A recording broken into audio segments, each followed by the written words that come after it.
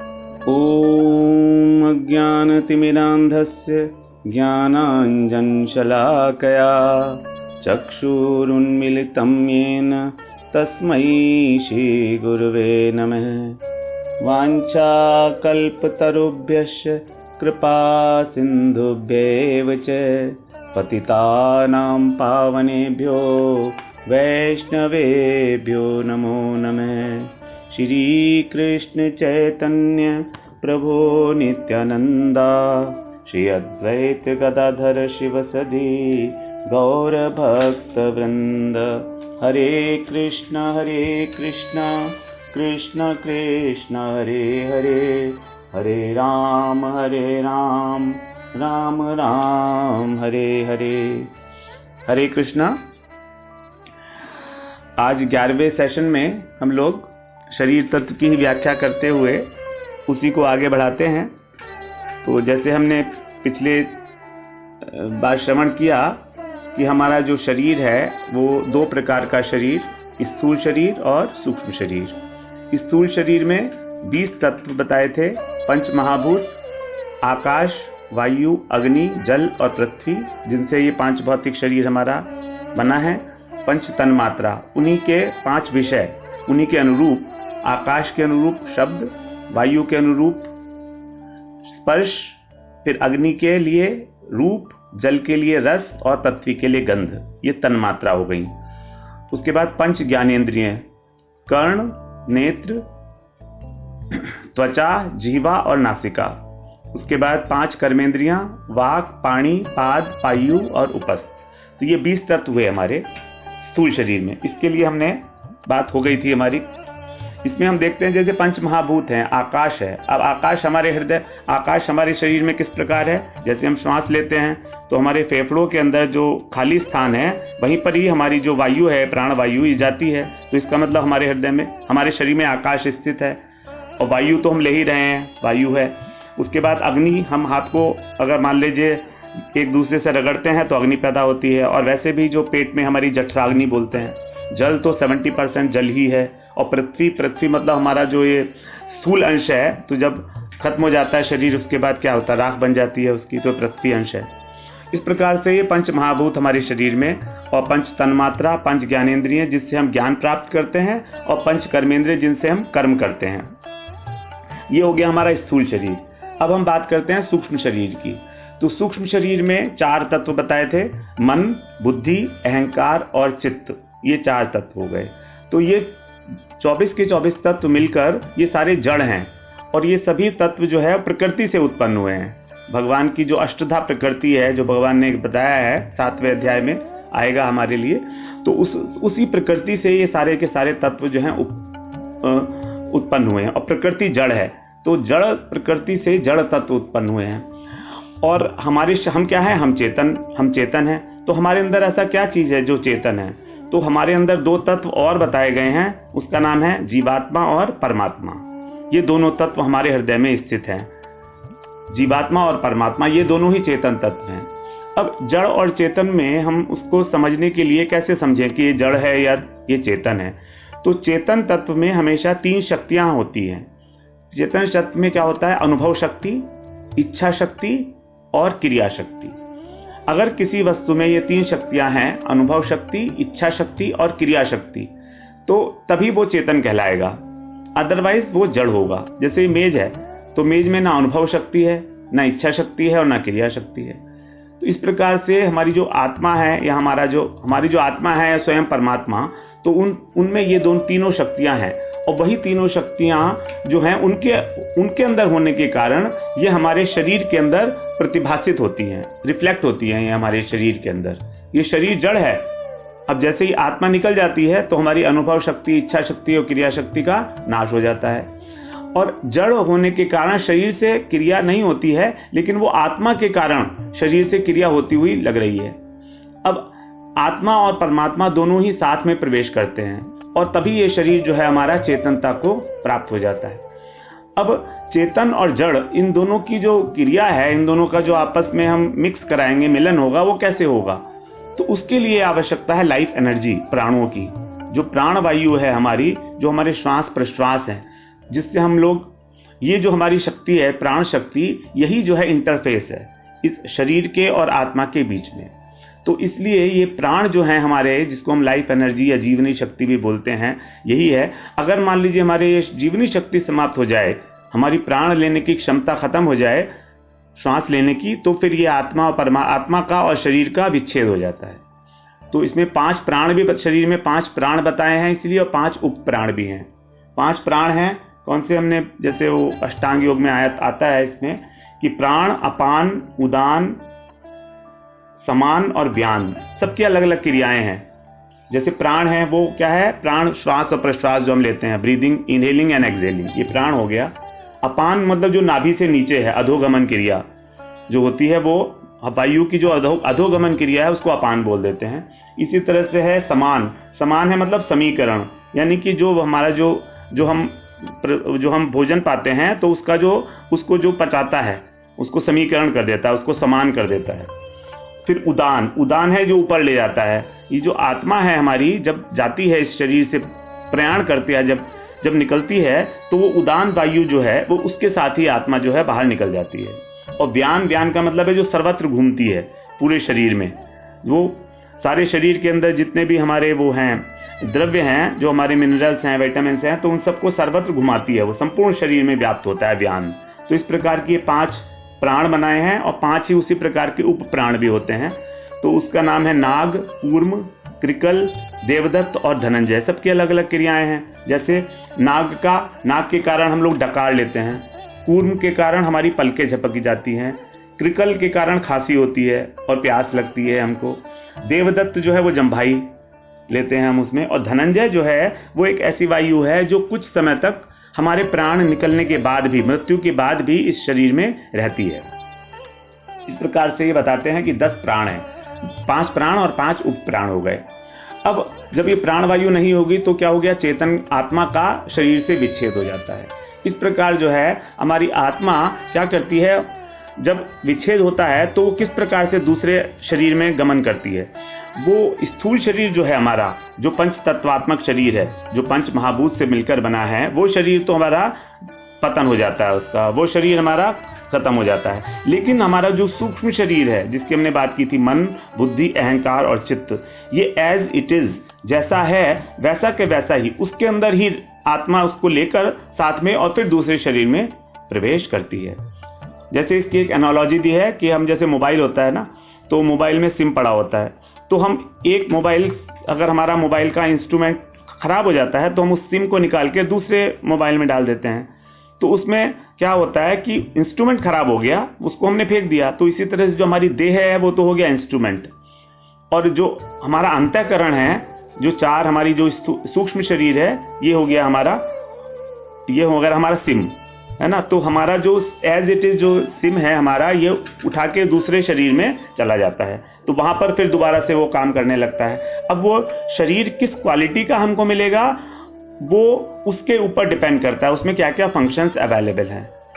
जैसे हमारा मन, बुद्धि, अहंकार और चित्त तो है, लेकिन अगर हमारा शरीर मान लीजिए मनुष्य शरीर नहीं है और हमें कोई पशु शरीर मिलता है, कोई निकृष्ट लेवल का, तो फिर वो फंक्शंस उसके अंदर वो काम नहीं करेंगे। बहुत सारे फंक्शंस जो हैं वो उसमें काम नहीं करेंगे, लेकिन वो हैं चित्त के, वो अंतःकरण उसका वही का वही है जो मनुष्य शरीर में था। तो अंतःकरण बदलता नहीं है, अंतःकरण हमेशा ही साथ चलता रहता है। जब तक हम लोगों का संसार में आवागमन है तो वो अंतःकरण हमारा साथ रहेगा। लेकिन जब हमारी संसार से मुक्ति होती है, जब समय आता है कि हम जन्म और मृत्यु के चक्र से छूटती हैं, तब उस समय ये हमारा जो सूक्ष्म शरीर है ये डिसॉल्व हो जाता है। ये सूक्ष्म शरीर, मन, बुद्धि, अहंकार और चित्त, इसीलिए हमारे जो बंधन का कारण है वो कारण है सिर्फ मन, बुद्धि, अहंकार और चित्त। हमारा मन ही इसलिए बोलते हैं कि हमारे बंधन का कारण बनता है। इसलिए ये बात है कि हमको मन को, बुद्धि को, अहंकार और चित्त को बहुत संभाल के रखना चाहिए। क्यों? क्योंकि यही चीज हम लोग जो है अगले जन्म में अपने साथ लेकर जाएंगे। इसको पैक करके एज इट इज जाएगा। तो जैसे हम किसी यात्रा पर जाते हैं तो क्या करते हैं, अपना सामान जो रखते हैं अटैची में, तो अच्छे अच्छे कपड़े प्रेस करके साफ तरह से रखते हैं। कभी भी हम खराब कपड़े अगली बार नहीं लेकर जाते किसी यात्रा पर जाने के लिए। लेकिन जब हमें अपना शरीर छोड़ना है, एक दूसरी यात्रा पर जाना है, तो उससे पहले ही जो कुछ भी हम इनको कर सकते हैं शुद्ध, मन, बुद्धि, अहंकार और चित्त को जितना हम शुद्ध कर सकते हैं, क्योंकि हमारे पास क्या है, हमें समय दिया गया है मनुष्य शरीर देके कि तुम इनको शुद्ध कर सकते हो, और इतना शुद्ध कर सकते हो, इतना शुद्ध कर सकते हो कि ये जो चारों के चारों विलीन भी हो सकते हैं। तो ये संभावना एक हमारे लिए बताई गई है। तो इसलिए हमारा एक कर्तव्य बन जाता है कि मनुष्य शरीर धारण करके हम अपने सूक्ष्म शरीर को ज़्यादा से ज़्यादा शुद्ध कर पाएं, जिससे कि जो अगला जन्म हो हमारा वो कम से कम इससे ज़्यादा मलिन तो ना हो जितना अब है। इस बात का इसलिए बहुत ध्यान रखना चाहिए हमको कि हमारा मन किसी भी गलत विचार, हमारी बुद्धि किसी गलत तरीके में लिप्त तो नहीं हो रही है। बहुत संभाल के रखना है। तभी तो कबीरदास जी ने एक बार बोला था ना, उनका एक श्लोक है, वो है, पद है, ज्यों की त्यों धरी दीनी चदरिया। ही मीन्स कि जो की त्यों, जैसी आपने दी थी वैसी ही मैंने, कम से कम मैंने उसमें कुछ गंदा नहीं डाला। ज्यों की त्यों धरी दीनी चदरिया, सूक्ष्म शरीर को चदरिया बोला कि मैंने ये जैसा आपने दिया था वैसा ही रख दिया। अगर मैं इसको शुद्ध नहीं कर पाया तो मैंने इसको मलिन भी नहीं किया। तो इस सूक्ष्म शरीर को मलिन करने का मतलब है कि हम पतन में जा रहे हैं, हम लोग अपने को नीचा गिरा रहे हैं। इसलिए हम लोगों को मन, बुद्धि, अहंकार और चित्त के ऊपर बहुत सूक्ष्मता से विचार करके और इनके फंक्शंस को पूरा अच्छी तरह से जानकर तब हमें आगे बढ़ना चाहिए, कुछ भी कार्य करने से पहले। क्योंकि कुछ भी हम कर्म करते हैं तो उसका जो प्रभाव है वो हमारे इन चारों सूक्ष्म शरीर के ऊपर पड़ता है संस्कार के रूप में। हमने जो कर्म किया उस कर्म ने अपना फल दे दिया, हमने उसका कर्म का फल भोग लिया, लेकिन जो हमारा उसके अंदर संस्कार पड़ा वो हमारे साथ चला जाएगा। जैसे हमने मान लीजिए अभी किसी व्यक्ति के साथ कोई बात की है ना, और उससे हमने चर्चा की कोई, और उसके बाद हमने उसके प्रति ईर्ष्या का भाव जो है वो रख लिया, तो ईर्ष्या का भाव जो है वो हमारे मन को मलिन कर गया। द्वेष का भाव हमारे को मन को मलिन कर गया, हमारे मन को गंदा कर गया। अब वो मलिनता जो है वो हमारी आगे आगे तक चलती रहेगी। तो अगर हम सफाई नहीं कर रहे हैं तो कम से कम और मलिन करने होने से तो रोकें। इसके लिए हमको बहुत आवश्यक है कि हम जागरूक हों कि हम आगे गंदा ना करें। अब इस शरीर की ही तुलना एक हम कर सकते हैं वृक्ष के साथ। जैसे श्रीमद् भागवत के अंदर क्या हुआ था, जब दशम स्कंद में बताया गया है कि जब भगवान देवकी जी के गर्भ में आए थे तब सारे देवताओं ने मिलकर भगवान की स्तुति की थी।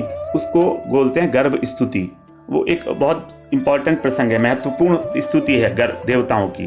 तो देवताओं ने स्तुति करते हुए उसमें फिर एक श्लोक बताया था, भगवान की स्तुति करते हुए एक श्लोक कहा था उन्होंने। वो श्लोक जो है वो पूरा शरीर तत्व को, जो स्थूल शरीर है उसको हमारे को बता देता है कि वो क्या क्या है उसमें। वो श्लोक आता है 10वें स्कंद में 2 अध्याय का 27वां श्लोक है। वो बोलते हैं, एकायनो असौ द्विफल त्रिमूल चतुरस षट्विद षडात्मा सप्त त्वकष्ट विटपो नवाक्षो दश छदि द्विखगोह्यादि वृक्ष। यहाँ पर क्या बताया है भगवान देवताओं ने? वृक्ष, शरीर को, शरीर या संसार, इन दोनों को ही एक आदि वृक्ष की उपमा दी है। जैसे भगवान ने 15वें अध्याय में भी यहाँ पर जो संसार है इसको वृक्ष की उपमा दी है, उसी प्रकार यहाँ पर भी जो हमारा शरीर है इसको वृक्ष की उपमा दी है देवताओं ने। वो कह रहे हैं कि ये आदि वृक्ष है। वृक्ष का मतलब ये जिसका क्षय हो सकता है, जिसका क्षय हो सकता है उसी को बोला जाता है वृक्ष। तो ये तो क्लियर हो गया कि इस शरीर का क्षय निश्चित है, नश्वर है, शरीर खराब हो जाएगा।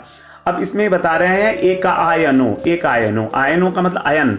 इसका शरीर का क्या है? एक ही अयन है। अयन का मतलब होता है आश्रय। आश्रय का मतलब कि शरीर एक ही तत्व से उत्पन्न हुआ है। वो क्या है? प्रकृति। भगवान की जो प्रकृति है, भगवान की एक शक्ति है प्रकृति, उससे ये शरीर उत्पन्न हुआ है। तो इसलिए बोलते हैं प्रकृति ही इसका एकमात्र आश्रय है, नंबर 1। फिर बता रहे हैं द्विफलो, इसमें 2 फल लगते हैं। वो फल कौन कौन से हैं? सुख और दुख। ये 2 फल जिसका हम अनुभव करते हैं सारे जीवन में, हम सुख और दुख इन दोनों का ही अनुभव करते रहते हैं। उसके बाद बताते हैं 3 मूल है, इसमें 3 मूल हैं। इसके मूल में इसकी जो जड़ है वो क्या है? ये शरीर की जड़ क्या है? क्यों ये शरीर मिला है? किस चीज से बना है? बन के मिला है ये। तो इसमें प्रकृति के जो 3 गुण हैं, सत्वगुण, रजोगुण और तमोगुण, इन तीनों से मिलके ही ये शरीर बना है। क्योंकि प्रकृति के पास अपने पास 3 ही गुण हैं, उन्हीं से सारा काम करती है, रजोगुण, तमोगुण और सतोगुण। फिर क्या है, 4 रस हैं। रस का मतलब है 4 तरीके से ये जो शरीर है ये कार्य करता है। धर्म, अर्थ, काम और मोक्ष, ये इसकी उपलब्धियां हैं। जो चतुर्वर्ग बताया गया है, धर्म, अर्थ, काम, मोक्ष, ये 4 पुरुषार्थ बताए हैं, यही 4 रस बताए हैं। तो हम अपने जीवन में देखते हैं कि हम लोग धर्म, अर्थ और काम, इसको त्रिवर्ग बोलते हैं, इसी के अंदर लगे रहते हैं। मोक्ष की इच्छा तो कोई बिल्ला करता है कि मुझे मोक्ष प्राप्त करना है, इस संसार से बाहर जाना है। अदरवाइज हम सभी लोग इसी विशेष सर्किल में धर्म, अर्थ, काम, धर्म किया, धर्म का पालन करके अर्थ का उपार्जन किया, अर्थ का उपार्जन करके कामनाओं की पूर्ति की। जब कामनाओं की पूर्ति की तो कामनाएं और बढ़ गईं। अब जब कामनाएं और बढ़ गईं तो और ज्यादा धार्मिक अनुष्ठान किए तो फिर और पैसा आया, फिर और कामनाएं बढ़ गई। ये जो विशेष सर्किल है, इससे मुक्ति कोई बिल्ला ही कभी कभी इसमें से निकलने की इच्छा मात्र करता है। निकल तो मुश्किल से पाता है, लेकिन इच्छा भी कोई ही करता है। वरना हम सोचते हैं कि यही बहुत है हमारे लिए, हम अपने को अच्छी तरीके से जीवन में रख सकें, अपने बच्चों को पाल लें, खुद जी जाएं अच्छी तरह से, इसी में लगे रहते हैं हम लोग, सारा जीवन यही कट जाता है। फिर होता है 5 विधाएं हैं। 5 विधाएं का मतलब ज्ञानेंद्रियां, 5 ज्ञानेंद्रियां हैं ज्ञान प्राप्ति के उपाय। वही है ना, चक्षु, कर्ण, त्वचा, जीवा और नासिका, ये 5 ज्ञान प्राप्ति के उपाय हैं। फिर बताएं 6 आत्मा का मतलब यहाँ है विकार। इस शरीर में 6 प्रकार के विकार होते हैं। इस शरीर के 6 धर्म हैं। 6 धर्म हैं इस शरीर के। ये जहां शरीर है वहां ये 6 धर्म होंगे ही होंगे। क्या है? शोक, मोह, जरा माने बुढ़ापा, और मृत्यु, भूख और प्यास। अगर शरीर है तो शरीर का स्वाभाविक गुण है भूख और प्यास, उसको भूख भी लगेगी, उसको प्यास भी लगेगी। फिर जरा मतलब उसको बुढ़ापा आएगा और मृत्यु भी होगी उसकी, और शोक भी होगा उसको, और मोह भी होगा। ये दोनों जो हो रहे हैं, शोक और मोह, यही कारण है हमारा सुख और दुख के।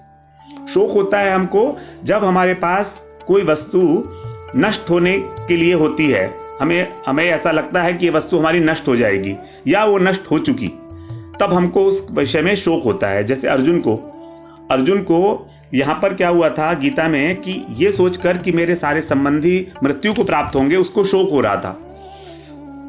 और फिर मोह क्यों होता है? जब वस्तु वो हमारे पास होती है वर्तमान काल में, तब हमारे को उससे मोह हो जाता है कि हम उसके बिना रह नहीं पाएंगे।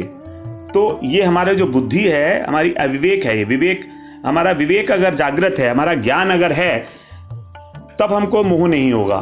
तो ये शोक और मोह, ये इसीलिए दोनों होते हैं हमारे को। फिर 6 विकार और दूसरे भी बताए गए हैं जब इस शरीर के साथ जो लगे हुए हैं, वो भी धर्म है। वो है जन्म, वृद्धि, स्थिति, परिणाम, क्षय और विनाश।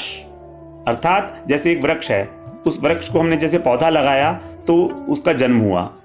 फिर वृद्धि, वो धीरे धीरे बढ़ेगा। उसके बाद स्थिति, वो स्थित रहेगा कुछ समय तक, वहीं पर वैसे ही रहेगा जैसा वो है। फिर परिणाम मतलब उसका फल मिलेगा, उस पर फल आएंगे, ये उसका फल है। और क्षय, फिर उसका क्षय शुरू हो जाएगा, उसका धीरे धीरे विनाश शुरू हो जाएगा। और अंत में मृत्यु, उसका पूर्णतः विनाश हो जाएगा, मृत्यु हो जाएगी उसकी। तो जन्म, वृद्धि, स्थिति, परिणाम, क्षय और विनाश, यही है हमारे शरीर के साथ भी ऐसा ही हो रहा है। हमारा जन्म होता है, हम लोग बढ़ते हैं, फिर कुछ समय तक हम लोग स्थित रहते हैं, एक ही स्थिति में रहते हैं।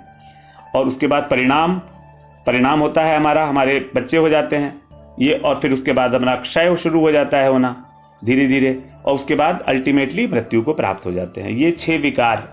उसके बाद है 7 उसकी छाल है, वृक्ष की छाल कौन कौन सी हैं जो हमारे शरीर में है? त्वचा, 7 धातु है ना, सप्त धातु कौन कौन सी है? त्वचा, मांस, रुधिर, मेद, मज्जा, अस्थि और शुक्र, ये 7 धातु हैं जिसको उस वृक्ष की छाल बताया गया है। उसके बाद 8 उसमें शाखाएं हैं। 8 शाखाएं कौन सी हैं? वही जो 5 महाभूत बताए थे, आकाश, वायु, अग्नि, जल और भूमि, ये 5। और मन, बुद्धि और अहंकार। मन, बुद्धि और अहंकार, जैसे भगवान ने गीता में बताया है, सातवें अध्याय में बताया है, भूमिरापवन लो वायु खम मनो बुद्धि रेवच अहंकारी तीयम में भिन्ना प्रकृति रष्टधा। भगवान ने बताया है कि ये जो प्रकृति है ये एक मुझसे भिन्न प्रकृति है, अष्टधा प्रकृति है। उसके अंदर ये पंच महाभूत हैं, भूमि रापो अनलो वायु, खम माने आकाश, मनो बुद्धि रेवच, मनो मन और बुद्धि और अहंकार, अहंकार इतीयम में भिन्ना प्रकृति अष्टधा। तो मुझसे भिन्न एक प्रकृति है जो अष्टधा है। तो यही बताए हैं अष्टधा प्रकृति। जो इसकी अष्टधा प्रकृति ये क्या है, शाखाएं, इस वृक्ष की शाखाएं हैं। फिर क्या है, इसमें 9 द्वार हैं। इसमें हमारे शरीर में क्या है, 9 द्वार हैं, 2 आंख हैं, 2 नासिका हैं, 2 कर्ण हो गए हमारे, उसके बाद मुख हो गया और मल द्वार और मूत्र द्वार। इस प्रकार से हमारे 9 द्वार हो जाते हैं। और 10 पत्ते हैं। 10 पत्ते इसमें कौन से हैं, वही अभी जो हमने बात किया था, 5 प्राण और 5 उपप्राण। इस प्रकार से बताया कि 1 से लेकर 10 तक किस प्रकार इस शरीर रूपी वृक्ष के अंदर सबके सब स्थित हैं। ये सब शरीर के विकार हैं। शरीर इन्हीं चीजों से बना हुआ है। शरीर हमारा विकारी है ना, शरीर विकारी है, तो इसलिए इस शरीर के अंदर ये सारी चीजें आई गई हैं। अच्छा, अब ये शरीर में बताया है कि इसमें 2, एक आत्मा भी है और एक परमात्मा है, 2 है। ये क्या है, तो आगे बोल रहे हैं इसमें 2 खग हैं, द्विखगो। 2 खग जो हैं, 2 पक्षी इस पे बैठे हुए हैं। इस शरीर पर 2 पक्षी बैठे हुए हैं। ये पक्षी खग का मतलब होता है ख माने आकाश। तो जो आकाश में गमन करते हैं उसको बोलते हैं खग। तो ये 2 पक्षी बैठे हुए हैं। अब इन पक्षियों की विशेषता क्या है, दोनों पक्षी साथ साथ हुए हैं और दोनों सखा हैं एक दूसरे के। इसके लिए आता है, द्वा सुपर्णा सयुजा सखाया समानम वृक्षम परिशस्वजाते तयोर्वन्य पिपलम स्वादुवत्ति अनश्नन्यो अभिचाकशीति। ये लोग क्या करते हैं दोनों पक्षी, कि पक्षी जो है वो इनका आपस में संबंध है, दोनों का, पक्षी और ये दोनों आपस में क्या है, सुपर्णा, द्वा सुपर्णा, दोनों के बहुत सुंदर पंख हैं। सयुजा, साथ साथ हुए हैं, सयुजा माने सहोदर हैं, सखाया, दोनों सखा हैं, एक दूसरे के मित्र हैं, और एक ही वृक्ष के ऊपर बैठे हुए हैं। फिर क्या कर रहे हैं कि एक पक्षी जो है वो उसका जो फल लगे हुए हैं उसमें सुख और दुख रूपी, उसका आस्वादन कर रहा है। जो जीवात्मा है सुख और दुख रूपी फलों का आस्वादन कर रहा है, और दूसरा वाला जो है वो कुछ नहीं कर रहा है, वो उसको देख रहा है। परिशस अभिचाक्षीति, वो उसको अच्छी प्रकार से देख रहा है, बहुत अच्छी तरीके से देख रहा है, और उसको मना भी कर रहा है कि तू ये सुख और दुख रूपी फलों को मत खा। लेकिन वो जो जीवात्मा है वो मानता नहीं है उसकी बात। तो उसके भले के लिए जो बता रहा है उसको कि तू मत खा, लेकिन फिर भी वो खा रहा है। और इन दोनों की एक विशेषता क्या है कि शाखा और पत्र जितने भी हैं, जितनी भी चीजें हैं, उन सब का तो वृक्ष के साथ संबंध है। तो अगर वृक्ष समाप्त होगा तो वो समाप्त हो जाएंगे। मगर ये पक्षी जो है उसके ऊपर बैठे हुए हैं, वृक्ष के ऊपर, तो इनकी मर्जी है जब चाहे उड़ के जाएं। इनकी मर्जी है दोनों की कि जब चाहे उड़ के चले जाएं, क्योंकि वृक्ष के साथ इनका कोई डायरेक्ट संबंध नहीं है। ये तो बैठे हुए हैं उसके ऊपर, है ना, तो ये अन्यत्र जा सकते हैं, जैसी इच्छा होगी ये उठ के दूसरी जगह पर चले जाएंगे। तो वृक्ष के नाश होने पर कभी भी पक्षी की हानि नहीं होगी, अर्थात हमारा जो शरीर है इसका नाश होने पर हमारी आत्मा की कभी हानि नहीं होगी। वो क्या करेगी, वो परमात्मा के साथ, जो उसके सखा हैं, जो उसके लिए हमेशा अच्छा कल्याण की भावना रखते हैं, उसको समझाते हैं, उससे प्रेम करते हैं, उससे बहुत प्रेम करते हैं, और उसके संस्कारों के अनुरूप उसको प्रेरणा भी करते हैं कि तू जो है इस वृक्ष से छुटकारा पाकर और मेरे आश्रय में आ जा। मगर क्या हो रहा है कि ये जो जीवात्मा है ये इतना आसक्त हो गया है इस वृक्ष के अंदर कि वो उसको सुख और दुख रूपी पक्ष जो वो फल हैं वो उनको बहुत अच्छे लगने लगे, वो उसको खाता रहता है और परेशान होता रहता है। इस प्रकार ये हमने आज शरीर की व्याख्या की है। अभी हमारा स्थूल शरीर पूरा हो गया है। अगली बार हम लोग मन, बुद्धि, अहंकार और चित्त जो सूक्ष्म है, यानी कि जो हमारे साथ अगले जन्म में हमारे साथ जाएगा, उसकी हम लोग चर्चा करेंगे। वांछा कल्पतरुभ्यश्च कृपा सिन्धुभ्यैव च पतितानां पावनेभ्यो वैष्णवेभ्यो नमो नमः।